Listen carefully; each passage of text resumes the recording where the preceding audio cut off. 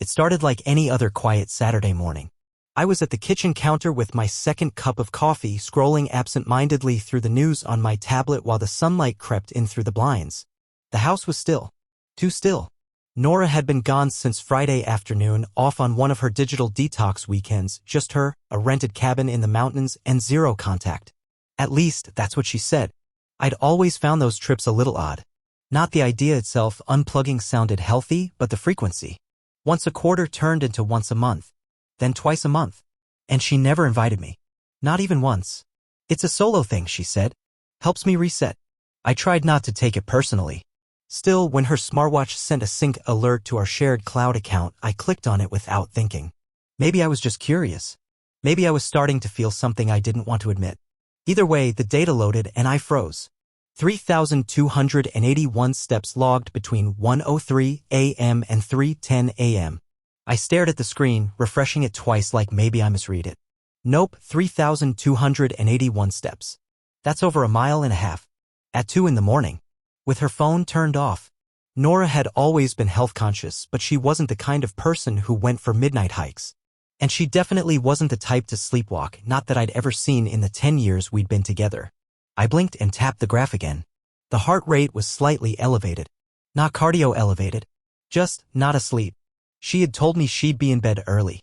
That the plan was to read, maybe journal, then crash. No social media, no texting. Just her, the trees, and silence. And yet here was her body in motion 2 hours past midnight, wandering around somewhere. Alone? I closed the tab and stared out the window for a long moment. Maybe I was overthinking it. Maybe it was a glitch. Devices aren't perfect, right? But the unease that crept into my gut wasn't leaving. By Sunday evening, she returned home with the same breezy energy she always carried after these trips. I needed that, she said, dropping her bag near the door and stretching like someone who had just finished a spa weekend. She wore a loose hoodie, hiking leggings, and her face was clean, too clean. No smudged mascara, no dry skin from mountain air, just polished. You look refreshed, I said, keeping my tone even. Yeah. The cabin had great air quality. I swear, just breathing up there resets my brain, she replied as she wandered into the kitchen. I followed, casually flipping through the mail stacked on the counter. Oh, by the way, your watch synced while you were out.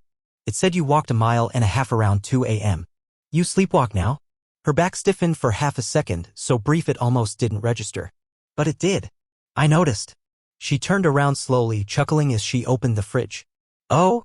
Weird. Must have been a glitch. Or maybe I tossed and turned a lot. Or maybe I went to the bathroom 10 times. Who knows? She popped open a bottle of kombucha like it was the most natural thing in the world. You know those trackers aren't always accurate. True, I said, watching her too closely. She didn't meet my eyes. Instead, she leaned against the counter, sipping her drink and staring out the window. Honestly, I don't even wear it the whole time. Could have been sitting in the bag and bouncing around. A pause followed. I smiled lightly, nodded, and moved on to something else. Something benign. Something that wouldn't push the conversation too hard. But in the small, quiet places between our words, I felt it, something was off. It wasn't just what she said. It was how she said it. Calm. A little too calm. Her voice was smooth, but there was a sliver of forced nonchalance I couldn't unhear. And the eyes. That's what got me. Nora always looked people in the eye. Always. She said it was a sign of respect, of truth.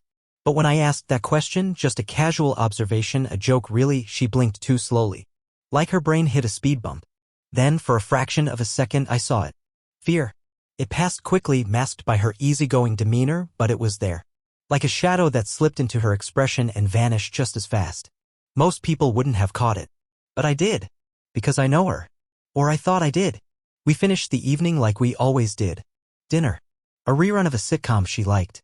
She laughed at the same parts she always laughed at, nudged my arm with her elbow when I didn't chuckle loud enough. We went to bed side by side like nothing happened. But I couldn't sleep. Lying there in the dark, I kept thinking about the way her fingers had tapped the side of her water glass over dinner, fast, rhythmic, like a drumline. A nervous habit she hadn't shown since her grad school thesis defense. Or how she'd brought her bag upstairs instead of leaving it by the door. She never did that. I stared at the ceiling, listening to her breathing settle beside me, wondering if she'd hear mine quicken with suspicion. It was just one data point, one little clue, a blip on a screen. But it didn't feel little. It felt like the tip of something much bigger. something buried beneath a calm, curated surface, like hearing the crack before the avalanche. I didn't say anything the next morning, or the morning after that, but I started to watch her more closely, not in a paranoid way, at least not at first, just observant. I noticed the new perfume, strong, musky, foreign, the kind of scent you wear when you want to be remembered. She didn't wear it around me. I saw how her texts became shorter, her tone clipped, how her laugh, the one I used to love, came less and less frequently when we were alone. And when it did, it didn't sound like her laugh. It sounded like a performance.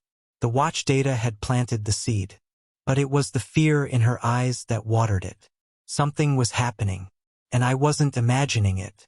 I used to believe you couldn't measure a relationship in data points or timelines, that love wasn't something you logged or graphed. It lived in glances, touches, quiet moments. But once you see the first crack in something you thought was solid, you can't stop looking for more. You become a collector of clues, pattern analyst, a detective in your own life. That's what happened to me. After the smartwatch thing, I told myself not to jump to conclusions. But something inside me had already shifted. I started noticing things. At first, they felt small, easy to wave off. Then they weren't. The perfume was the first real anomaly. Nora had always favored subtle scents, lavender, maybe a hint of citrus. But 3 weeks ago, she came home wearing something bold, spicy, floral in a way that didn't feel like her. It clung to her jacket, the inside of her car, even our bedsheets. When I asked about it, she brushed it off. Just something I picked up on a whim. Do you not like it? It wasn't that I didn't like it. It just wasn't her. Or at least not the version of her I knew. Then there were the calls. She started stepping out of the room to take them. Always mid-conversation.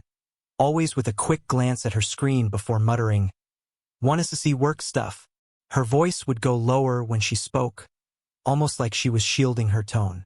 Once or twice I caught snippets, soft laughter, fragments of sentences, but never enough to piece anything together. Every time I asked, she said the same thing.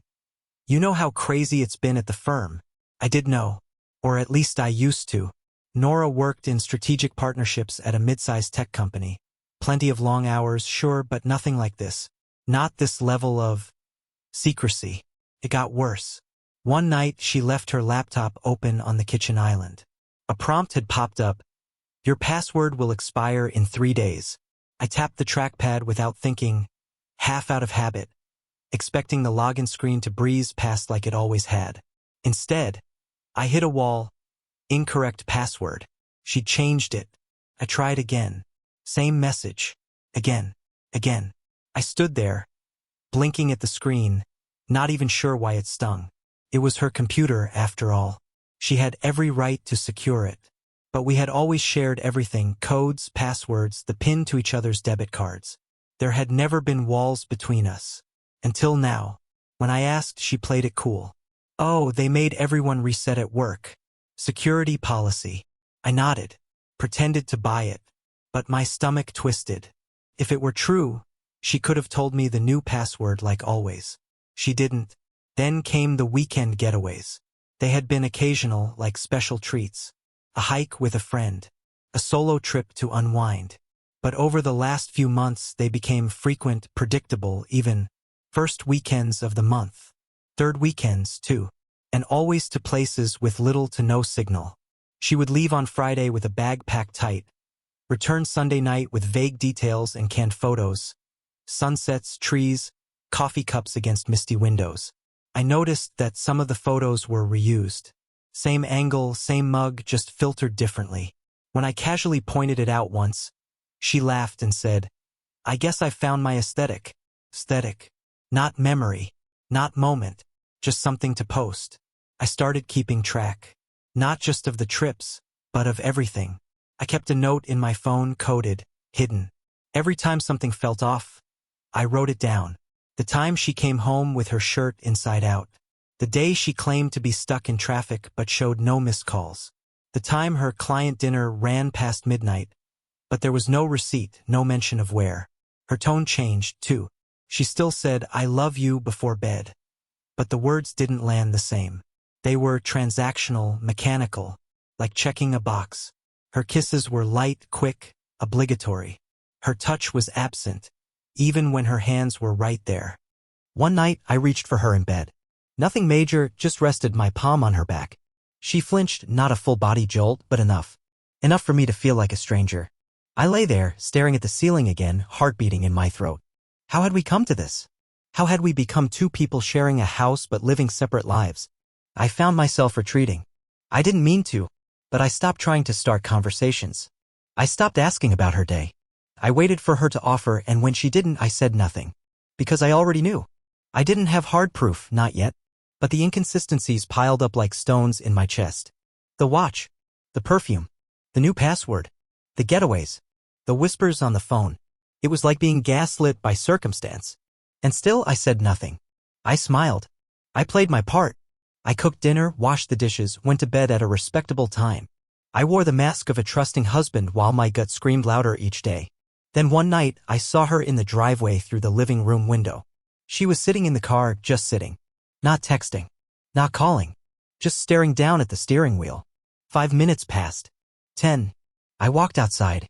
She jumped when I opened the front door. You okay? I asked. She smiled too quickly. Yeah. Just decompressing. Rough day? Long, really long. I just need a minute. I nodded. Stepped back inside. Watched through the curtain as she sat there for 5 more minutes before finally getting out and coming in. That night, she was sweeter. Talked more. Told me a story from work, even laughed a little too loud at a joke I made. But it felt performative. Like she was trying to recalibrate the balance. I lay in bed, eyes closed, listening to her breathe. I could feel her facing away from me, her body curled just slightly toward the edge. And I thought about all the pieces again. The steps at 2 a.m. The look in her eyes. The new scent. The passwords. The cold tone. The quiet phone calls. The emotional vacancy. And I realized something. It wasn't just about the possibility that she was lying. It was that she had become someone I didn't recognize. Someone who smiled when she didn't mean it. Someone who built a parallel life 2 feet away from mine. And I wasn't sure what hurt more, the idea that she could betray me or the realization that she already had in 100 small, quiet ways I couldn't unsee. Some truths don't shout. They whisper. They sit patiently waiting for the moment your curiosity outweighs your denial. And then they speak calm, clear, undeniable.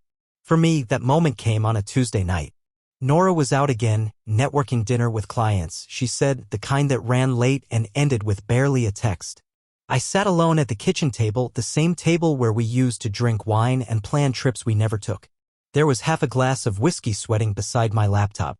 The TV murmured in the other room, some muted sitcom laugh track I wasn't listening to. I wasn't thinking about anything in particular when I opened our cloud storage. Just routine file cleaning. Or maybe it was impulse. Boredom. But when the dashboard loaded, something caught my eye. Nora's account was still logged in. That alone wasn't unusual. We'd shared cloud access for years. But her name showed a green dot active. And that was strange. Nora was meticulous. She never left apps open. Never left anything to chance. I hovered over the tab. A few folders popped up, work travel, cabin photos, receipts. And then I saw it, temp uploads. Unsorted. New. The timestamp read just 2 days ago. I clicked. Inside were several files, PDFs, a few images, and one video. The thumbnail was plain. A wide-angle *T from inside a car, just a dashboard and empty passenger seat. My stomach clenched as I clicked play. At first, there was nothing but quiet engine hum and occasional tire crunch. Then movement, a figure stepping into frame. Nora. Laughing. Next to her, climbing into the driver's side, was a man. Tall. Clean-shaven. Sandy hair. He leaned in and kissed her. Right there, in front of the camera. She kissed him back. No hesitation. I paused the video, heart pounding, breath caught in my throat. Shane. I didn't know him well, but I knew the name. He was a colleague of hers, director of something or other. I'd met him once at a holiday party. He'd shaken my hand too confidently, looked at Nora a little too long. I pressed play again. The video showed them pulling away from an office parking lot, then transitioning to a highway. It cut to them holding hands at a red light. More laughter. Her head on his shoulder. The timestamp confirmed what I feared, early Saturday afternoon. The same weekend she claimed to be alone in the mountains, reconnecting with herself. The dash cam, probably one of those auto-uploading ones, must have saved the footage to the cloud when her phone reconnected to Wi-Fi later. She likely forgot it was even linked. I sat frozen, the room around me blurring, sound distorting. The footage wasn't grainy. It wasn't vague. It was high-definition betrayal. Her smile, the one I thought was mine, belonged to someone else in that moment. I replayed the scene. Not because I wanted to, but because some part of me needed to confirm I hadn't imagined it. Needed to see the inflection of her voice, the way she tucked her hair behind her ear, how she touched him. Familiar. Natural. This wasn't new. I clicked through the rest of the files, hands shaking. A photo of their car parked in front of a rustic house I didn't recognize. Another sh*T, timestamped a few hours later, of them drinking wine on the porch. Nora's legs were draped over Shane's. Her eyes were closed, head tilted toward him like they'd done this before. This wasn't a fling. This was something cultivated. Rehearsed. Intentional. There was no ambiguity left. I closed the folder and sat there, motionless. Minutes passed. Maybe an hour. The ice in my drink had melted. The sitcom had rolled through 2 full episodes. Outside, the world kept moving. Cars passed. A dog barked. A distant train rumbled through. Inside, I broke in silence. Not with yelling. Not with anything dramatic. Just the quiet collapse of a man watching the foundation of his life give way beneath him. It wasn't just that she'd cheated. It was the length she'd gone to keep it hidden. The lies she told so easily. The ease with which she kissed another man, knowing she had assured me she'd be off the grid. Meditating. Journaling. She wasn't cleansing her spirit. She was building a second life. And somehow I'd become a background character in both. I wanted to confront her then.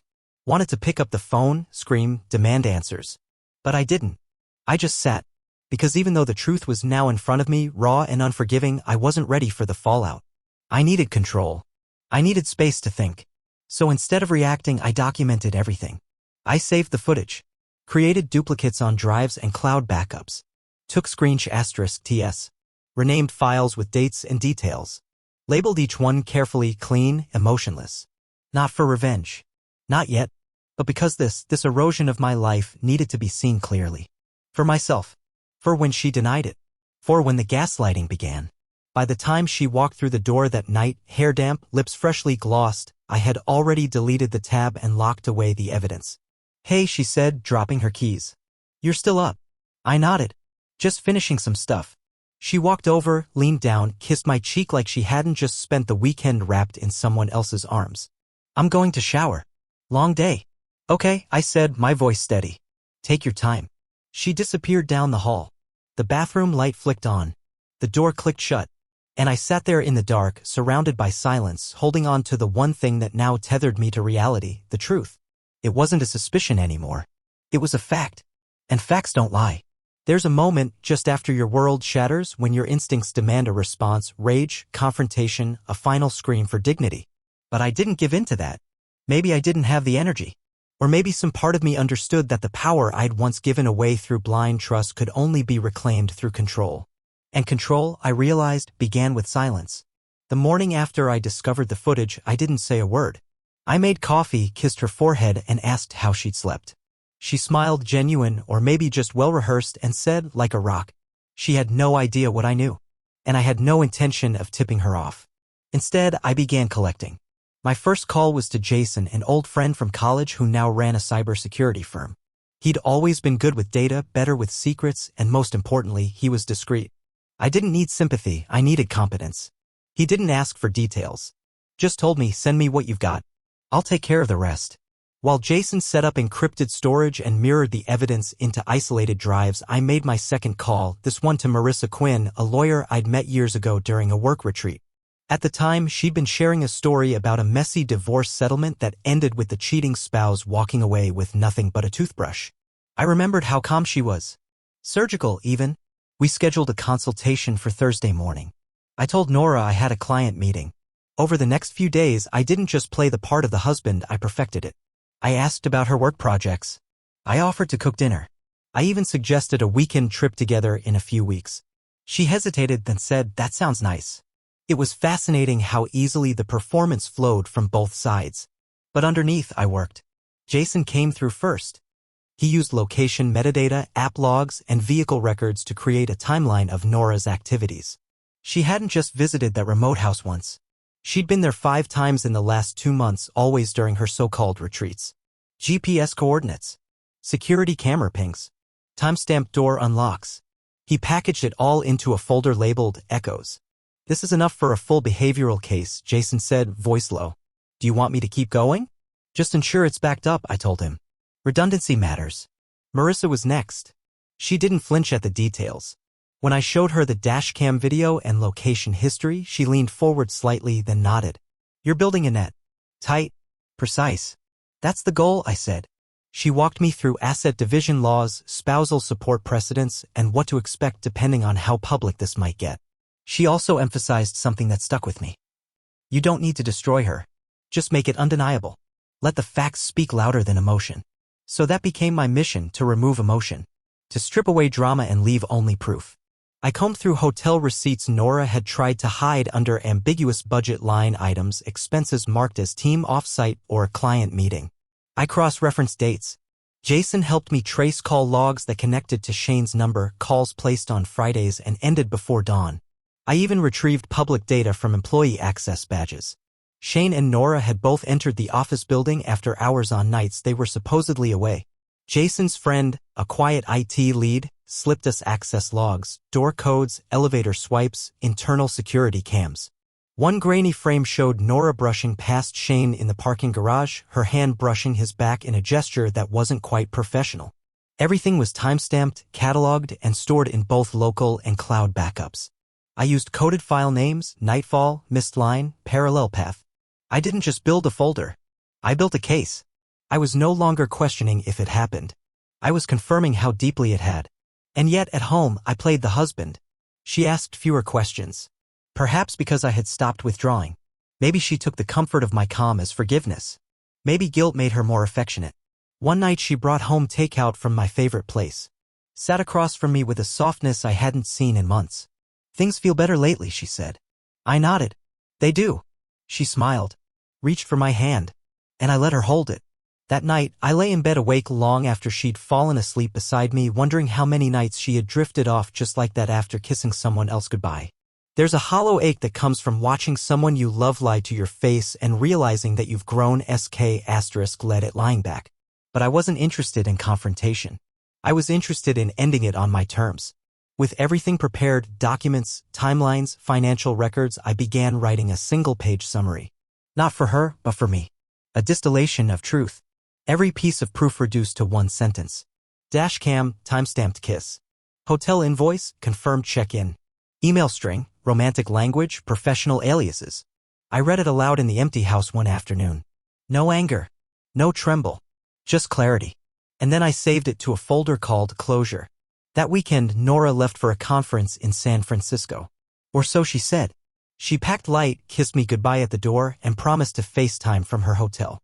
As her ride pulled away, I turned to the hallway closet, reached for the black case where I kept our old camcorder, one we used years ago to film vacations.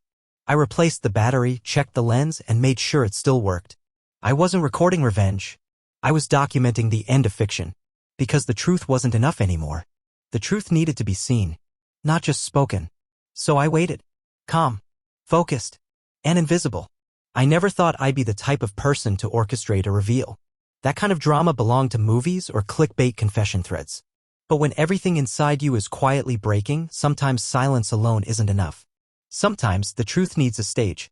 So I built one. Our 10th wedding anniversary was approaching, a date that had once meant champagne, travel, and handwritten cards. Nora hadn't brought it up at all. No dinner reservations, no "do you want to do something?" Not even a passing mention. That silence told me more than anything else could. So I planned an event. I told her I'd be hosting a private dinner for potential investors tied to a side business I was supposedly launching.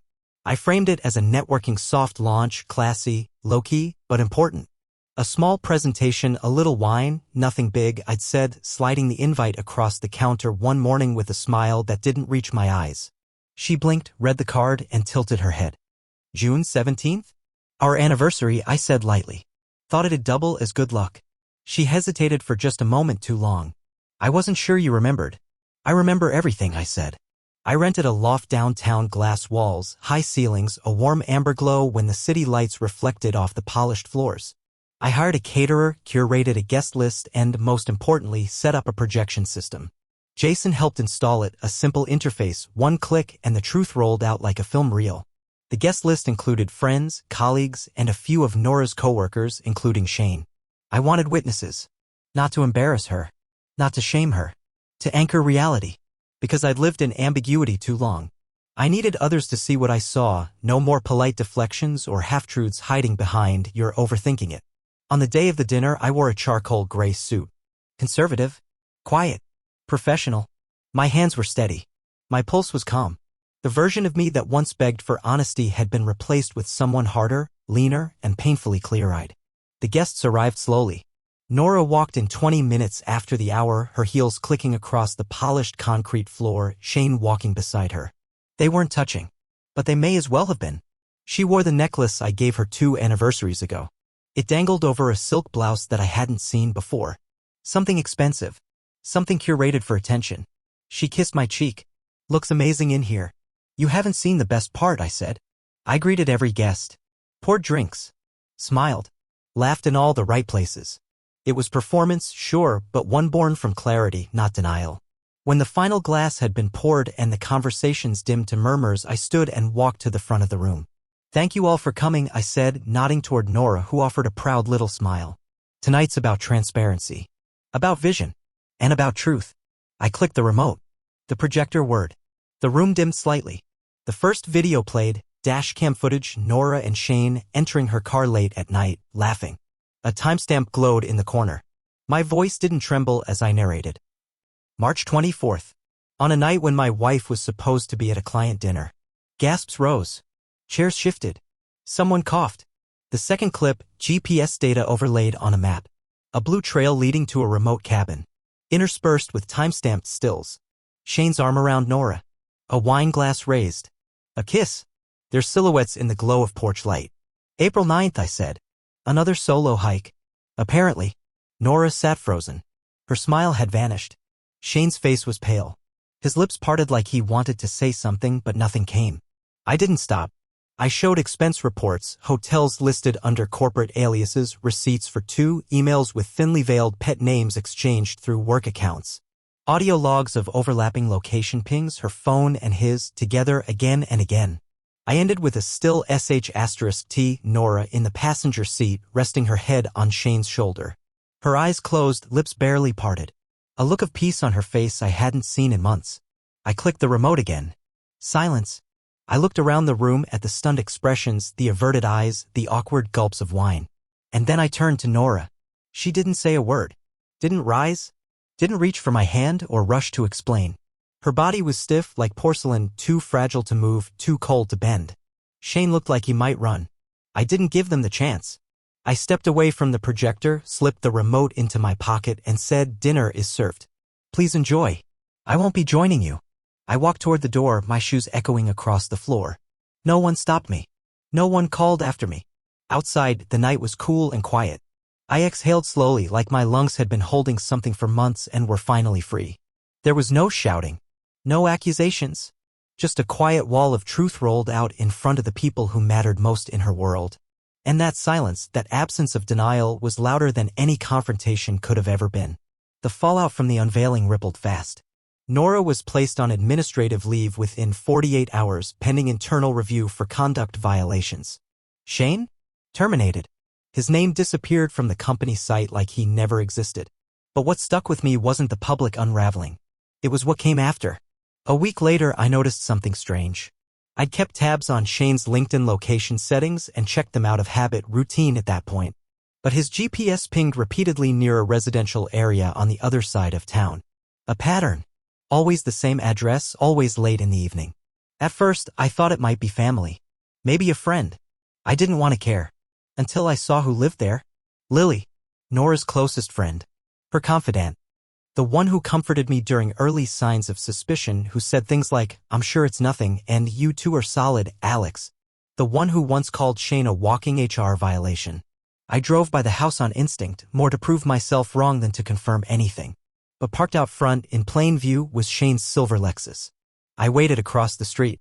Lights flicked on in the upstairs window. 2 silhouettes. A few days later, I returned. camera in hand kept low. I wasn't even sure why.